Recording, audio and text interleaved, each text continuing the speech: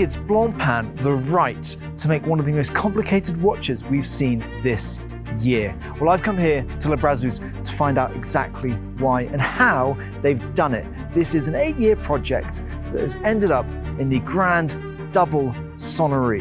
We're going to talk to Christian Latman, the head of product, and Jeff Kingston, historian and author, to find out exactly what this watch is all about.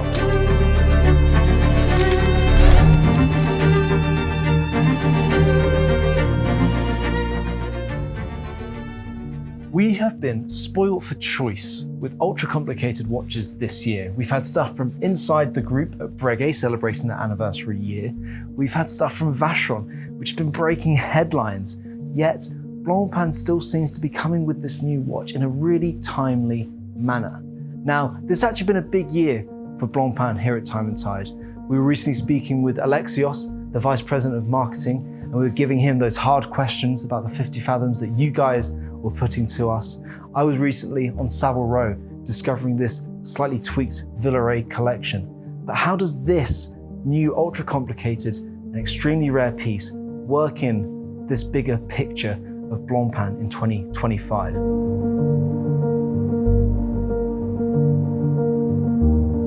In the eyes of the public, Blancpain is the 50 Fathoms brand.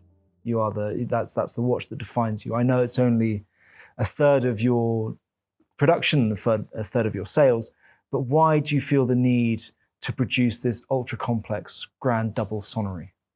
It's true that the 50 Fathom is an iconic watch for us as the first diving watch, but the know-how in terms of high-end watchmaking is huge at Blancpain. We created rattrapante chronograph, which is also very complicated to do, carousel, tourbillon, etc. We have done a lot of things.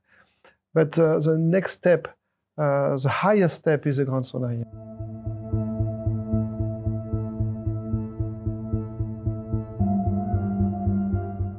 So we are here talking about the Blancpain Grande Double Sonnerie. Now, what exactly is that watch? There is a lot going on in this thing. We have 2 selectable melodies, the Westminster and Blancpain chime. Blancpain chime being the one developed by drummer from Kiss, Eric Singer. They are deployable in a Grande Sonnerie, Petite Sonnerie, and as a minute repeater. We also have a flying tourbillon that runs at 4 Hertz with a silicon balance spring. There is a perpetual calendar with a retrograde date function, and this all comes down to 1,053 components containing 21 patents to develop it, with 13 of those patents being deployed inside this final watch. And this all comes with 96 hours of power reserve when it's on silent mode and 12 hours when it's on Grande Sonnerie mode. Now that is impressive, and that is why they're only going to be making 2 a year of these, and that is 2 watchmakers working on 1 watch each in this workshop right here. Hence why I'm dressed up in a lab coat and shoe covers, because you can't make that kind of a watch with 1 speck of dust.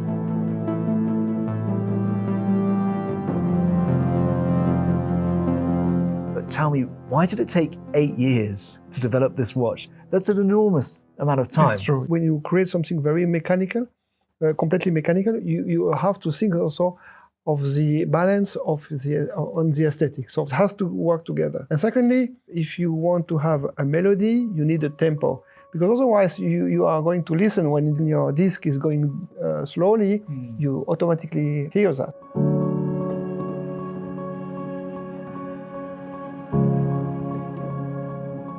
Now, there is a lot to talk about with this watch, but the star of the show is undoubtedly this Grande Double Sonnerie. And it's the gongs at the heart of that sonnerie which really make all the difference. They are so precise, they regulate them with a laser.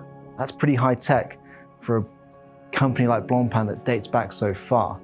But these gongs are so specialist. They've spent the last 8 years pretty much designing these gongs to be musical instruments, not just time tellers.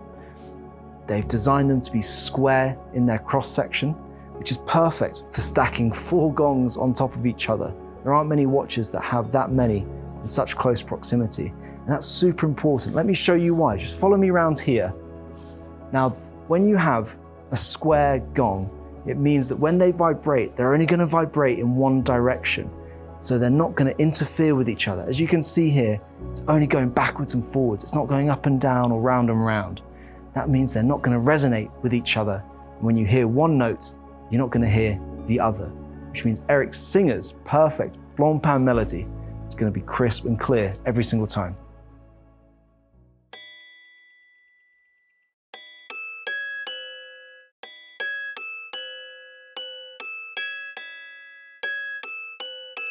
You've made this incredible sonnerie, but then you've encased it in gold.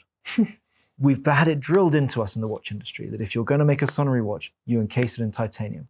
That is the most resonant metal, that's the metal that works best and lets sound pass through it the best. We are not only selling or creating Grande Sonnerie for the sound, we create also for the beauty. Gold has something very special. There is no, I would say, bad interaction with the sounds, but it has a very good impact on the beauty. When you decorate all the components like we have done, even the components nobody will never see, but just for the beauty of the art, we have finished everything. And what is interesting and very important for me in this case, that it's not one man who was a genius and who has created a fantastic watch.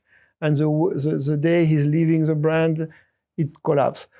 It's a teamwork. We know exactly how it works, how to restore it in the future, in 100 years. It's a new way to create this kind of complication. Absolutely. And we saw that with the recent passing of Monsieur Hagman and case making. It's such the gap in knowledge is now gone.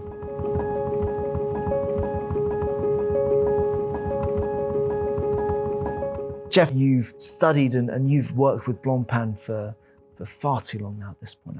I think it's easy to say. You've known the brand for a long time. Yes. What I want to know from you is, what do you think this watch means to a brand like Blancpain? It means a lot. And what's really important is to understand that complications have been a part of Blancpain for a long time.